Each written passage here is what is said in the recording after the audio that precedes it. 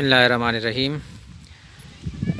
ये डेल्टाटिस पॉपुलर है और इसकी एज 3.5 साल है और इसका जो डाया है, जो इसकी मोटाई है 4.5 फुट है।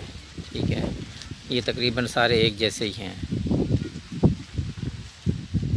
ये देखिए, ये भी इसी तरह लगे हुए हैं और माशाल्लाह इनकी हाइट भी बहुत अच्छी है, बहुत एक्सीलेंट है, बहुत ज़बरदस्त है।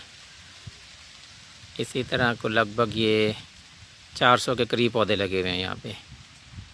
तो ये आप दोस्तों की रिक्वेस्ट पे ये आपको एक वीडियो बना के भेज रहा हूँ ताकि आप लोग ज़रा इसके बारे में जान सकें कि इसकी ग्रोथ कितनी है, कैसी है। दोबारा बता देता हूँ, 4.5 फीट इसका डाया है, इसकी मोटाई है, जो ये अब तक गेन कर चुका है 3.5 साल में। और ये आपके सामने हाइट है इसकी। ये थैंक यू।